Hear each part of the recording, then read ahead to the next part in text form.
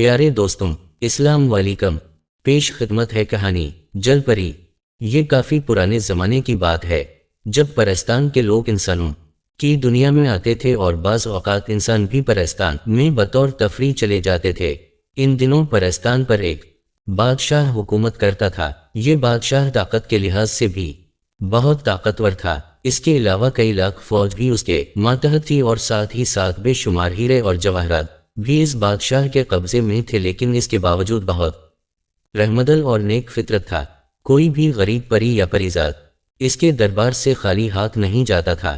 بادشاہ اپنی عوام کو بھی اپنی اولاد کی طرح سمجھتا تھا۔ یہی وجہ تھی کہ تمام پرستان کے لوگ بادشاہ سے محبت کرتے تھے۔ اللہ تعالیٰ نے بادشاہ کو دو خوبصورت بیٹیوں سے نوازا تھا۔ بڑی بیٹی کا نام ستارہ پری تھا، جو کہ اپنے ماں باپ کی طرح بہت رحمدل اور سادہ طبیعت واقع ہوئی تھی۔ اس کے برعکس چھوٹی بیٹی جس کا نام چند پری تھا، وہ اپنے باپ اور بہن کی نسبت بالکل کم عقل اور سنگدل ثابت ہوئی تھی۔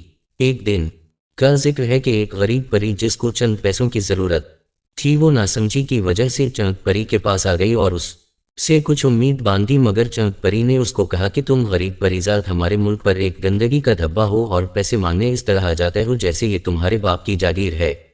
اتنا کہنے کے بعد چند پری نے اپنے غلاموں کو بلایا اور ان کو کہا کہ اس بدذات کو دو کوڑے مار کر محل سے باہر نکال دو۔ چنانچہ اس پری نے رونا شروع کر دیا کہ خدا کے لیے چند پری مجھ پر رحم فرمائیں، مجھ سے غلطی ہو گئی ہے جو میں نے آپ سے پیسے مانگ گئے۔ ابھی غلاموں نے پری کو پکڑا ہی تھا کہ اتنے میں ستارہ پری اس جگہ پر آ گئی۔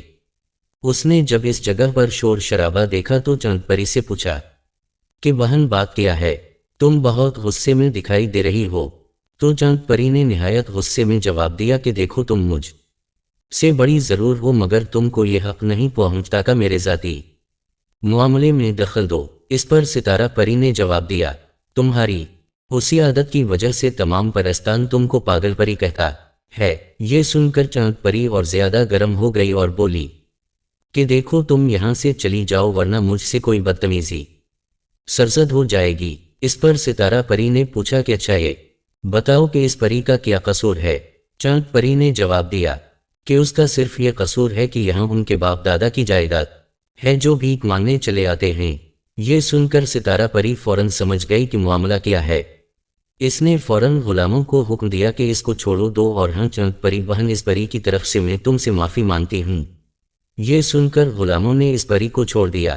ستارہ پری اس غریب پری کو اپنے ساتھ لے گئی، اس کی کچھ مالی امداد کی اور ساتھ میں اپنی بہن کی طرف سے اس سے معافی مانگی۔ اتفاق سے اسی وقت ایک فرشتہ سیرت بزرگ جو پرستان میں کسی کام سے آئے ہوئے تھے، وہ یہ سب معاملہ دیکھ رہے تھے۔ انہوں نے دل میں سوچا کہ چند پری تو بالکل پاگل ہے، بلکہ ظالم ہے۔ اگر اس پری کو سزا نہ ملی تو یہ پرستان میں رہنے والوں کے لیے آفت بن جائے گی۔ بس انہوں نے دل میں سوچا کہ میں دربار جاؤں گا۔ بس دوسرے دن جب دربار لگا ہوا تھا اور دربار میں بڑی رونق تھی، سونے کی تعین کرسیاں سامنے تخت پر بچھی ہوئی تھیں، درمیان میں پرستان کا بادشاہ بیٹھا تھا۔ ایک طرف ستارہ پری بیٹھی تھی اور دوسری طرف چند پری بیٹھی تھی۔ بادشاہ سلامت ہر ایک کی فریاد سن رہے تھے اور بڑے انصاف سے فیصلے کر رہے تھے۔ تمام لوگ خاموشی سے بیٹھے تھے کہ اچانک سامنے سے ایک سفید لباس میں ایک بزرگ نمودار ہوئے اور فوراً شاہ پرستان کے سامنے آ گئے۔ بادشاہ نے بڑے غور سے ان کی طرف دیکھا اور بڑے اتفاق سے ان کے آنے کی وجہ پوچھی۔ اس پر وہ بزرگ کچھ دیر کے لیے خاموش رہے، پھر انہوں نے اپنی خاموشی کو توڑا اور کہا کہ اے بادشاہ، کیا میں تجھ سے کچھ مانگوں تو دے گا؟ اس پر بادشاہ نے بڑے پیار سے جواب دیا، ہاں ضرور، اگر میرے بس میں ہوا تو میں اپنی جان دے کر بھی آپ کو وہ چیز ضرور دوں گا۔ اس کے بعد یہ سن کر وہ بزرگ بولے، مجھے تمہاری جان کی کوئی ضرورت نہیں، میں تو صرف اتنا چاہتا ہوں کہ صرف ایک دن کے لیے آپ مجھے تخت پر بٹھا دیں۔ پرستان کے بادشاہ نے جب یہ سنا تو وہ بڑا حیران ہوا کہ یہ تو بڑی عجیب قسم کی خواہش ہے، مگر بادشاہ کو معلوم تھا کہ آج تک کوئی بھی سوالی اس کے در سے خالی ہاتھ نہیں دیا ہے اور یہ بھی نہیں جائے گا۔ بس بادشاہ نے کہا کہ آئے جناب، آپ میری کرسی پر بیٹھ سکتے ہیں۔ یہ کہہ کر جیسے ہی بادشاہ کرسی سے اٹھنے لگا، چند پری ایک دم اپنی کرسی سے اٹھ کھڑی ہوئی۔ چند پری کی دونوں آنکھیں غصے سے سرخ ہو رہی تھیں۔ اس نے اپنی گرجدار آواز میں کہا، اے ذلیل بدذات، بول رہے، تجھے ہمت کیسے ہوئی قسم کی خواہش کرنے کی؟ تجھے تیری اوقات بھول گئی جو تو نے ایسی جرت کی ہے؟ بادشاہ نے مانت پری کو چپ کرا دیا، مگر اس بولے بزرگ نے جواب دیا ہم تو اللہ سے پیار کرنے والے ہیں، ہمیں اس بادشاہت سے کیا لینا ہے، یہ تو صرف بادشاہ کا امتحان لینا تھا جس میں وہ پورا اترا، اور خاص طور پر چاند پری کا، کیونکہ مجھے معلوم تھا کہ یہ پری بہت بدتمیز اور ظالم ہے، اس لیے میں نے اس قسم کی خواہش ظاہر کی تاکہ یہ پاگل پری اپنے اندر کا گند باہر نکالے، اور اب اس پری کو اپنے کیے کی سزا ضرور ملے گی، کیونکہ اس نے غریب پریوں اور پری زادوں پر بہت ظلم کیے ہیں، ان کی زندگیوں کو اجیرن بنا رکھا ہے۔ یہ کہہ کر اس بزرگ نے چاند پری پر ایسی پھونک ماری کہ اس کا تمام جسم پتھر کا بن گیا، مگر گردن سے سر تک زندہ رہا تاکہ چاند پری اپنی حالت پر دو آنسو ہائے۔ بادشاہ نے جب اپنی بیٹی کی یہ حالت دیکھی تو وہ ایک دم پریشان ہو گیا۔ اس نے فوراً اس بزرگ کے پاؤں پکڑ لیے اور کہنے لگا، اے بزرگ میری بیٹی کو معاف کر دو۔ اس بزرگ نے جواب دیا، تیری بیٹی بڑی ظالم ہے، اور ہاں غور سے سنو، میں نے اس کو پتھر کا بنا دیا ہے، مگر اس کو واپس انسان بنانا میرے بس میں نہیں ہے۔ یہ کہہ کر وہ بزرگ سب کے سامنے نظروں سے اوجھل ہو گیا۔ بزرگ کے غائب ہو جانے کے بعد تمام لوگ واپس چلے گئے۔ بادشاہ اور نارا پری کی آنکھوں میں آنسو بھرے ہوئے تھے، اس کے علاوہ چاند پری بھی اس کی حرکتوں کو یاد کر کے زار وقتار رو رہی تھی، مگر اب پچھتاتے کیا ہو جب چڑیاں چگ گئیں کہ ستارہ پری نے چاند پری سے کہا کہ بہن میں نے تم کو کئی بار سمجھایا تھا کہ کبھی کسی سے بدتمیزی مت کرو، کسی پر ظلم مت کرو، مگر تم ہمیشہ میری باتوں کو انسنی کر دیتی تھیں، اب تم نے دیکھ لیا اس کا انجام۔ یہ سن کر چاند پری نے کہا کہ میں اب سچے دل سے توبہ کر لی ہے، مگر بہن مجھے اس مصیبت سے نجات دلاؤ، ورنہ میرا گلا دبا کر مجھے ختم کر دو، کیونکہ ایسی زندگی سے موت بہتر ہے۔ اس پر ستارہ پری نے کہا تم ہمت مت ہارو اور اب ہمیں سوچنے کا موقع دو۔ چاند پری کے پتھر بن جانے کے بعد ستارہ پری اس کے ساتھ ہی رہتی تھی تاکہ اس کو اپنے اکیلے پن کا احساس نہ ہو۔ اس کے علاوہ وہ کافی غور بھی کر رہی تھی کہ چاند پری کو اس مصیبت سے کیسے چھٹکارا دلایا جائے۔ آخر اس کی سمجھ میں ایک ترکیب آ گئی۔ اس نے اپنے باپ سے کہا کہ ہمارے پرستان میں ایک بہت نیک اور شریف بزرگ بھی تو ہیں جو کسی سے نہیں ملتے، اگر ہم نے ان کے پاس جا کر ان کے پیروں میں گر جائیں تو مجھے امید ہے کہ وہ ضرور اس کا کوئی نہ کوئی حل نکالیں گے۔ یہ بات پرستان کے بادشاہ کی سمجھ میں آ گئی، چنانچہ دوسرے دن وہ دونوں اس بزرگ کے پاس پہنچ گئے جو کہ پرستان کے جنگل میں رہتے تھے۔ بادشاہ نے فوراً جا کر ان کے قدموں میں اپنا سر رکھ دیا اور زاروں قطار رونے لگا۔ اس وقت بزرگ جو اپنی عبادت میں مصروف تھے بولے اٹھو بیٹا، میں سب جانتا ہوں کہ تم کس لیے میرے پاس آئے ہو، مگر یہ بات یاد رکھو کہ اس پری کی سزا بالکل ٹھیک ہے، مگر وہ پہلے سے کافی ٹھیک ہو چکی ہے۔ بادشاہ اور ستارہ پری نے برزخ سے کہا کہ وہ کبھی کسی سے برا سلوک نہیں کرے گی۔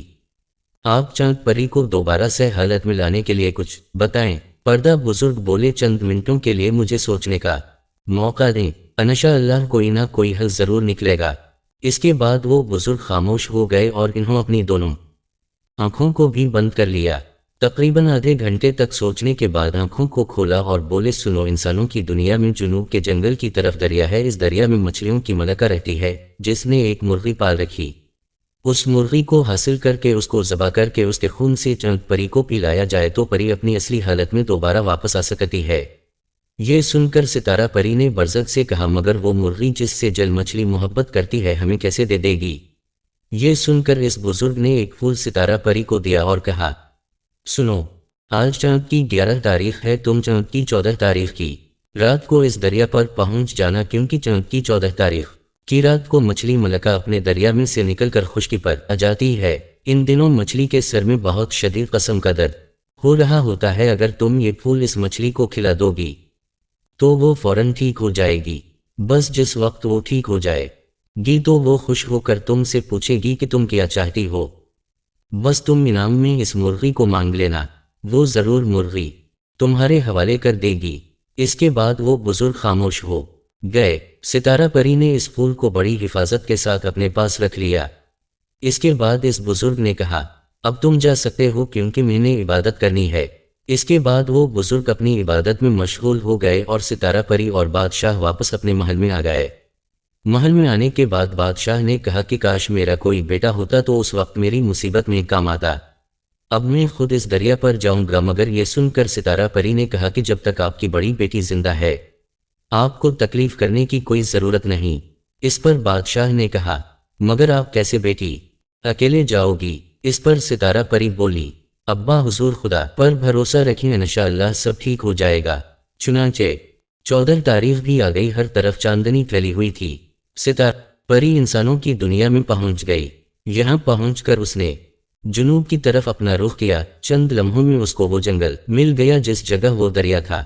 सितारा परी उस वक्त बड़ी तेजी के साथ उड़ रही थी। थोड़ी देर की मेहनत के बाद उसको वो दरिया मिल गया। बस वो फौरा उसके किनारे पर उतर गई और मलका मछली का इंतजार करने लगी।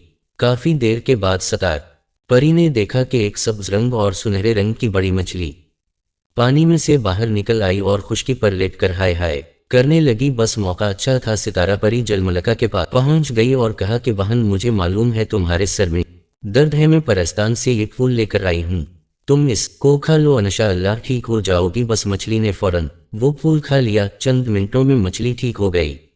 अब सुनहरी मछली ने परी से इसके आने की वजह पूछी तो परी ने शुरू से आखिर तक सब कुछ बता दिया। मलका मछली ने कुछ देर सोचा, इसके बाद दोबारा दरिया में चली गई। कुछ देर के बाद वो जब बाहर आई तो मुर्गी इसके ऊपर बैठी थी। वो मुर्गी उसने सितारा परी के हवाले कर दी। सितारा परी ने इसका शुक्रिया अदा किया और मुर्गी को लेकर फौरन अपने महल में पहुंच गई। वहां बादशाह इसका इंतजार कर रहा था। बस इसके बाद मुर्गी को ज़बह करके उसके खून से चंद परी को नहलाया गया। वो फौरन ठीक हो गई। चंद परी ठीक होने के बाद अपने बाप और अपनी बहन से भी ज्यादा नेक और शरीफ हो गई थी। अब वो किसी पर जुल्म न करती बल्कि गरीबों की मदद भी करती थी और अपने से बड़ों से आदाब और तमीज़ से पेश आती थी।